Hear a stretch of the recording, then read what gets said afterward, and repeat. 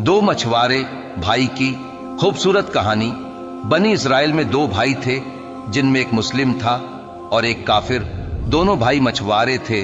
काफिर भाई बूत की पूजा करता था और जब मछली पकड़ने के लिए पानी में जाल डालता था तो उसकी पूरी जाल भर जाती थी और जाल खींचना मुश्किल हो जाता। और दूसरा भाई जो कि मुस्लिम था, उसके जाल में सिर्फ एक या दो मछली ही आती।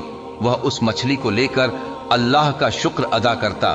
एक बार उस मुस्लिम मछुआरे की बीवी अपने छत पर गई तो उसकी नजर काफिर मछुआरे की बीवी पर गई, जो अच्छे कपड़े और अच्छे जेवर पहने हुए थी।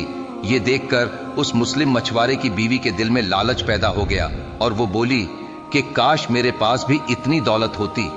ये सुनकर काफिर की बीवी बोली कि तू अपने शौहर को राजी कर ले कि वो भी मेरे शौहर के माबूद की इबादत करे, ताकि तू भी मेरी तरह दौलतमंद हो जाए। ये सुनकर मुसलमान की बीवी कुछ गमजदा होकर नीचे आई।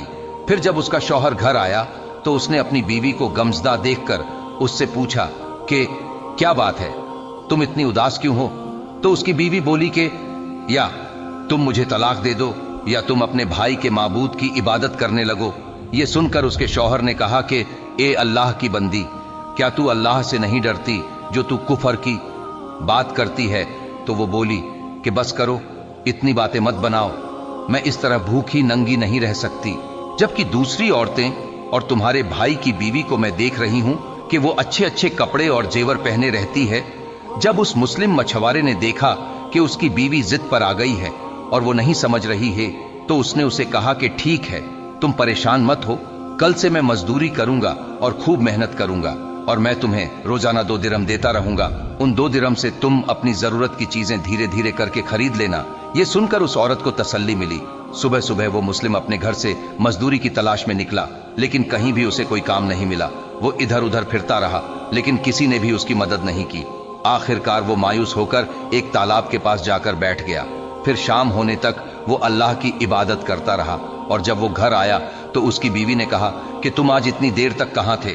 तो वो कहने लगा कि मैं बादशाह की खिदमत में था, बादशाह ने मुझसे इस दिन काम करने की शर्त रखी है। ये सुनकर उसकी बीवी बोली कि वो बादशाह तुमको क्या देगा? तो उसने जवाब दिया कि मेरा बादशाह बड़ा करीम है और उसके खजाने खूब दौलत से भरे हुए हैं, वो मुझे वो सब देगा जो मैं उससे मांगूंगा। फिर वो इसी तरह अपने खुदा की इबादत में लगा रहा। जब तीसरी रात हुई तो उसकी बीवी ने कहा कि अगर तुमने कल मुझे दिरहम नहीं लाकर दिया तो तुम मुझे तलाक दे देना। ये सुनकर उसको बहुत दुख हुआ और फिर वो अगले दिन एक यहूदी के पास गया और उससे कहा कि क्या तुम मुझे अपने पास मजदूरी पे लगा लोगे?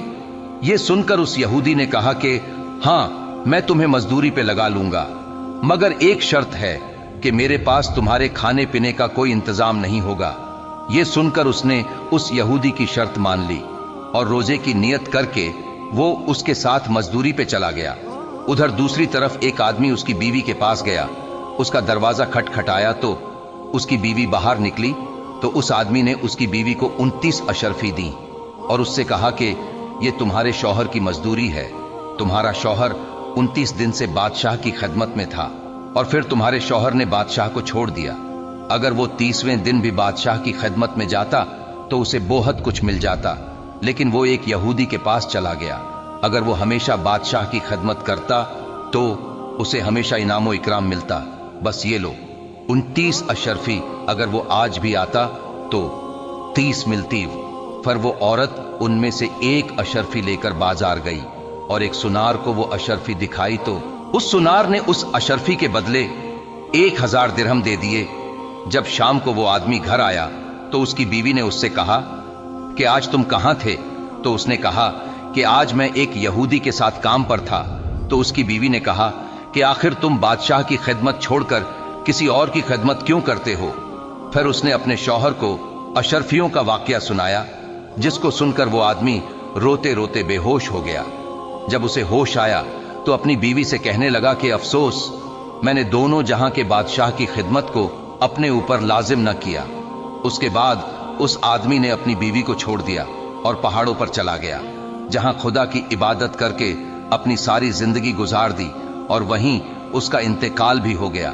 सबक दोस्तों और अजीजों, अल्लाह के खजानों में कोई कमी नहीं। वो अपने बंदों को उसकी इबादत का सिला जरूर देता है। अल्लाह के यहां देर है मगर अंधेर नहीं। वो अपने बंदों को कभी नहीं भूलता। اللہ تعالی ہم سب کو اللہ کے شکر کے ساتھ زندگی گزارنے کی توفیق عطا فرمائے، آمین۔